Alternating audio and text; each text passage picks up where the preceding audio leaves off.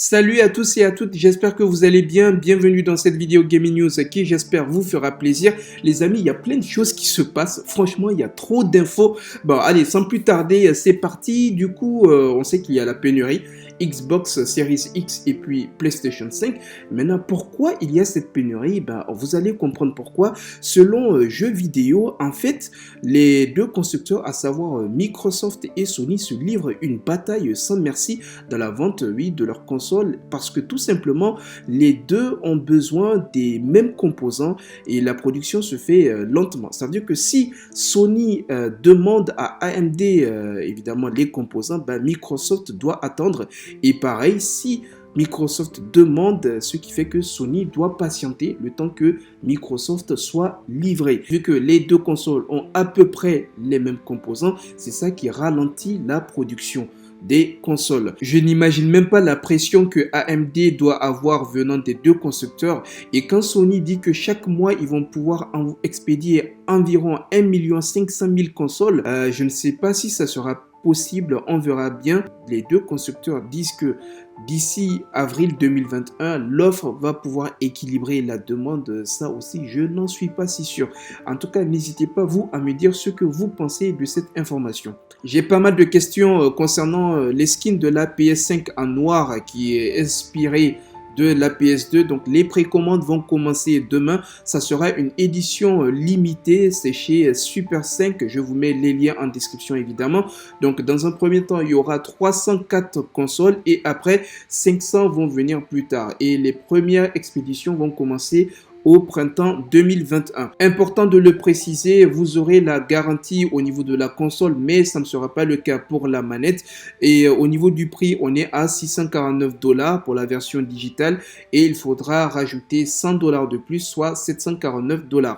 Et pour la manette, elle sera de 100 $. Maintenant, reste à voir au niveau euro, je ne sais pas combien ça va donner, il n'y aura pas de souci, ça va se faire aux États-Unis, mais la société va expédier aussi à l'international.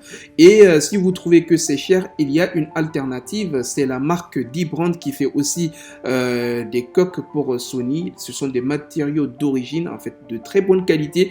Vous n'allez même pas remarquer de différence. C'est comme si c'est Sony qui vous fait la PlayStation en noir. Et d'ailleurs, c'est cette marque qui a dit à Sony de les poursuivre en justice. On va parler de ce qui s'est passé entre Xbox et Nintendo. Oui, Nintendo qui s'est moqué de Xbox. Ça s'est passé en janvier 2000. Bloomberg a publié une histoire orale complète de la Xbox originale et elle comprend des commentaires très intéressants de la part des personnes impliquées. Alors, il y avait l'équipe Xbox, à savoir Kevin Backus, Bob McBride et l'ancien PDG de Microsoft qui est Steve Ballmer et puis Nintendo, ce qui est normal. Du coup, ils avaient essayé, il y a eu une tentative de co-entreprise proposée en janvier 2000. Voilà ce que Backus il dit. Steve nous a fait rencontrer Nintendo pour voir s'il envisageait d'être acquis. Ils se sont juste mis à rire. Imaginez une heure où quelqu'un se moque de vous. C'était un peu comme ça que cette réunion s'est déroulée. Il y a aussi McBride qui dit: nous avions en fait Nintendo dans notre immeuble en janvier 2000 pour travailler sur les détails d'une jointe venture où nous leur avons donné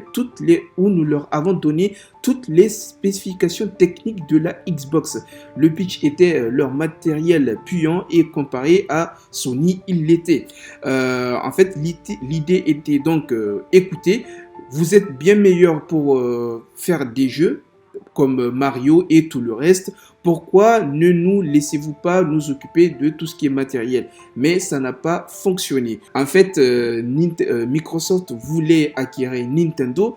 Du coup, Nintendo va s'occuper de tout ce qui est jeu, une sorte de co-entreprise, et Microsoft va s'occuper du côté hardware. Sauf que ça ne s'est pas concrétisé. Apparemment, Microsoft n'avait pas ciblé uniquement Nintendo. Il y avait EA, Midway Games et Square Enix. Ils ont dit: nous avions eu une lettre d'intention pour acheter Square, mais finalement rien ne s'est concrétisé. N'hésitez pas vous à me dire ce que vous pensez de cette information. Bon, ça s'est passé en janvier 2000. Je vous mets le lien dans la description. C'est vraiment tout un long texte. Il y a tout tout qui était détaillé. Vous pouvez lire, bon c'est en anglais, mais en utilisant Google Traduction, vous avez en tout cas de quoi lire. En parlant de Nintendo et d'acquisition, Nintendo a acheté le développeur canadien Next Level Games. C'est le studio qui a créé le jeu Luigi Mansion 3, Mario Strikers Charge, puis Punch-Out. Et Metroid Prime Federation Force va devenir une filiale 100% de Nintendo. Alors Next Level, c'est un studio qui a été créé en 2002 et qui travaille en étroite collaboration avec Nintendo. Ça fait un bon bout de temps. Ils ont travaillé aussi avec d'autres studios comme EA pour le jeu NFL Hits Pro, Activision pour Transformers Cybertron Adventures et Sega pour le jeu Captain America Super Soldier. Le studio, il s'est décrit comme un développeur AAA Nintendo et a clairement indiqué qu'il se concentrait uniquement sur les consoles Nintendo. Donc normal s'il a été acquis. Donc il n'y aura aucun souci. Nintendo déclare que l'acquisition signifie que la société peut garantir de la disponibilité des ressources de développement de Next Level Games, y compris l'expertise en développement et faciliter une amélioration anticipée de la vitesse et de la qualité du développement en permettant une communication et un échange de personnel plus étroit avec l'équipe de développement de Nintendo. Voilà ce que je peux vous dire dans cette vidéo. J'espère qu'elle vous aura plu. Si c'est le cas, on n'oublie pas les petits pouces bleus, les abonnements, les commentaires. Je vous ai mis un sondage dans la zone communauté. Ça concerne les lives. Donc, il y en a qui préfèrent YouTube, il y en a qui préfèrent Twitch. Donc, allez-y, répondez au sondage.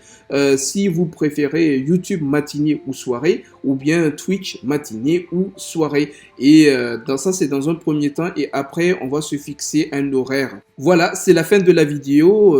Je vous souhaite de passer une agréable journée ou soirée selon le moment auquel vous regardez cette vidéo. Et on se dit à la prochaine. Salut!